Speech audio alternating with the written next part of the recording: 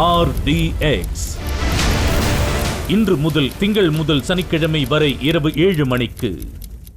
கனமழை காரணமாக கிருஷ்ணகிரி மாவட்டத்தில் இருக்கக்கூடிய KRB அணைக்கு நீர்வரத்து அதிகரித்து மொத்த கொள்ளளவை எட்டியிருப்பதால் அணையிலிருந்து வினாடிக்கு 937 கன அடி நீர் தென்பெண்ணை ஆற்றில் திறக்கப்பட்டிருக்கிறது. கூடுதல் விவரங்களை நம்முடைய செய்தியாளர் பிரதீப் குமார் வழங்க நாம் கேட்கலாம்.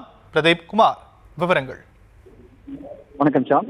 கிருஷ்ணகிரி மாவட்டத்தை பொறுத்தவரையில் கடந்த ஒரு மாதமாக வடகிழக்கு பருவமழை தீவிரமடைந்து கிருஷ்ணகிரி மாவட்டத்தில் பல்வேறு இடங்களில் தொடர்ந்து இரவு நேரங்களில் கனமழை பெய்து வருகிறது.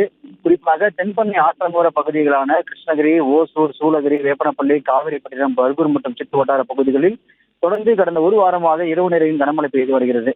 இதனால் தென்பெண்ணை ஆற்றங்கோர பகுதிகளிலும் தென்பெண்ணை ஆற்றின் நீர்பிடிப்பு பகுதிகளிலும் தொடர்ந்து கனமழை பெய்து வருவதால் தென்பெண்ணை ஆற்றுக்கு நீர் தொடர்ந்து அதிகரித்து வந்தது.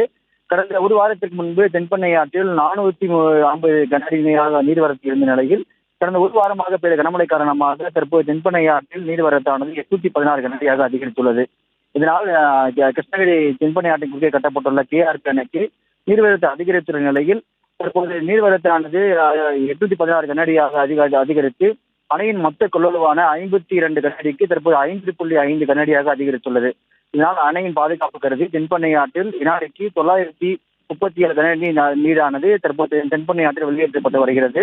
இதனால் தென்பெண்ணை ஆற்று ஆற்றங்கரை பகுதியில் உள்ள பொதுமக்கள் யாரும் ஆற்றை கறக்கவோ குளிக்கவோ வேண்டாம் என பொதுப்பணித்துறை சார்பில் அறிவிக்கப்பட்டு வருகிறது. தற்போதைய விவரங்களுக்கு நன்றி பிரதீப் குமார்.